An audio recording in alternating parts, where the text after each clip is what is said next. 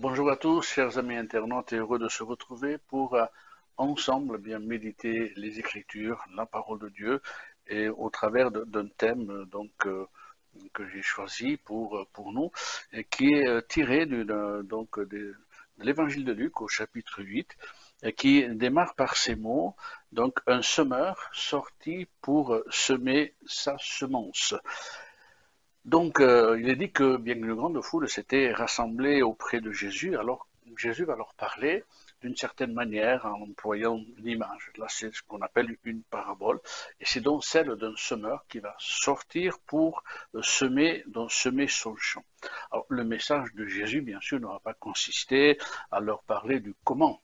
Donc, semer un champ, Christ n'est pas venu en tant qu'ingénieur botaniste, bien sûr, mais c'est de notre champ dont il veut parler, et d'une semence hautement plus importante. Le champ, en fait, n'est autre que le cœur des hommes, le vôtre, le mien, le cœur des hommes, et la semence sera donc sa parole, la parole de Dieu. D'ailleurs, au verset 11, c'est Jésus qui donnant l'explication de cette parabole donc à ses disciples qui avaient du mal à comprendre, dira ceci: la semence, c'est la parole de Dieu. Et nous allons voir que cette semence, dont le semeur va semer, va jeter cette semence, et elle va tomber dans différents terrains. En fait, il y en a 4, et c'est sur cela donc que nous parlerons.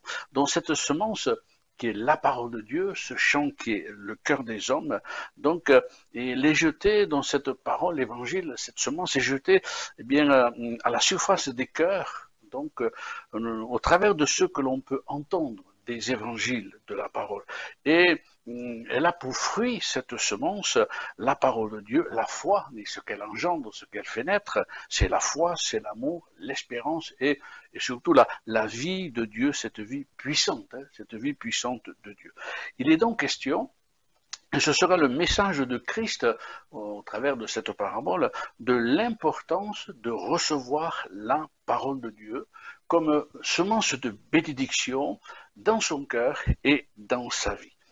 L'apôtre Paul, bien connaissant l'impact de l'évangile qu'il peut avoir dans une vie, dira ceci, Romains chapitre 1er verset 16, car je n'ai point honte de l'évangile, c'est la puissance de Dieu pour le salut de quiconque croit. Donc la parole de Dieu semée dans les cœurs, impact, puissance, mais voilà, pour que cette parole devienne une puissance de vie et de salut, il faudra qu'elle tombe dans un cœur, mais un cœur qui croit, un cœur qui soit réceptif, un cœur qui va garder cette parole. Quelqu'un a dit que quand Dieu s'adresse à quelqu'un, il s'adresse au cœur. Il s'adresse au cœur.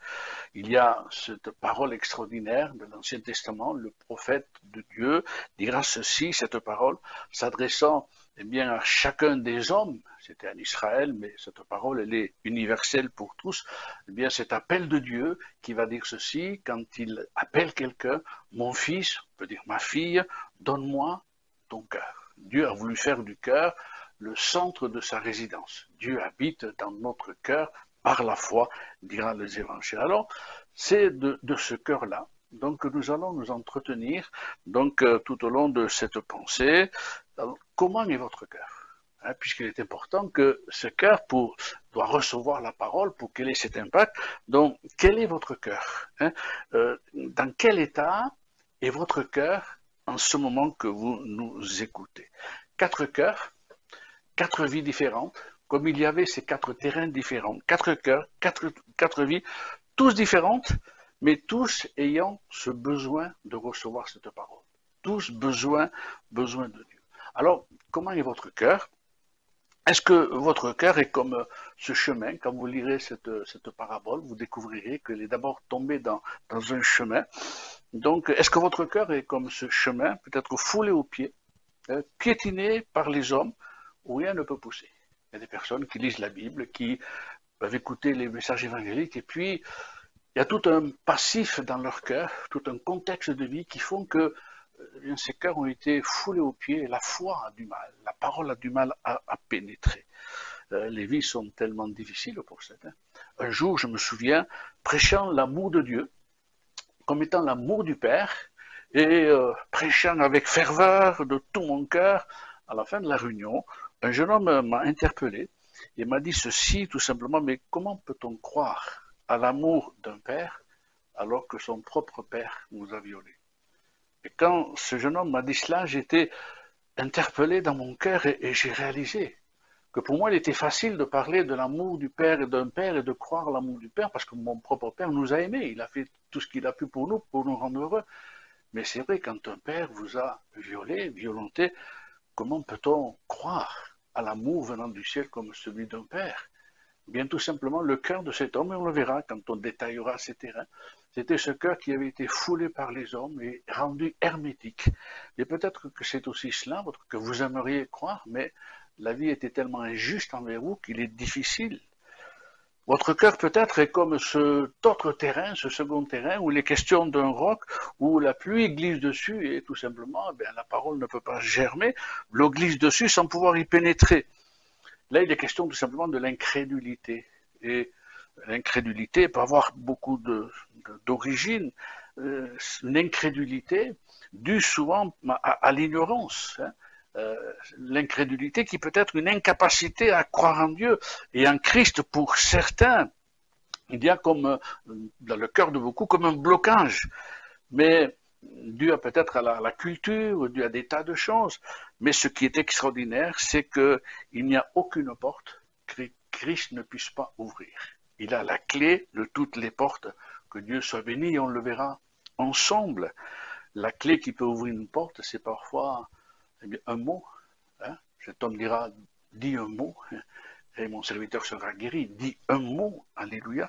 Peut-être que votre cœur est comme cet autre terrain, ce troisième terrain dans cette parabole, où il est dit que c'était comme une terre envahie par les épines, par les ronces, et que lorsque la parole voulait pousser, eh bien, toutes ces choses étouffent tout ce qui veut y pousser, peut étouffer parfois la paix, la joie, le bonheur que Dieu veut nous donner.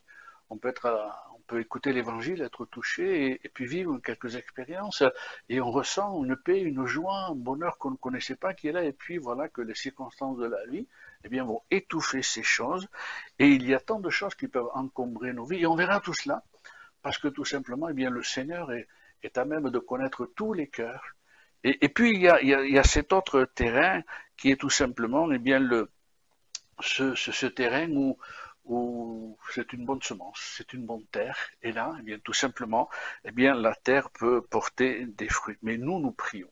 Nous prions pour que votre cœur soit comme cette bonne terre, qui va porter son fruit à profusion, alléluia, et plaise à Dieu que, eh bien, ce soit chacun d'entre vous, eh bien, qui puissiez être béni ainsi, eh bien, par le Seigneur. 4 terrains, 4 cœurs, 4 vies, ce que nous savons, parce que c'est la parole de Dieu qui le déclare, c'est que le Seigneur a la capacité et la puissance de faire d'un désert et d'une terre aride et desséchée, eh bien, un jardin fleuri, un verger avec des arbres fruitiers, une oasis au milieu d'un désert brûlé par le soleil. La puissance de l'évangile, de cet évangile-là, eh bien, est extraordinaire.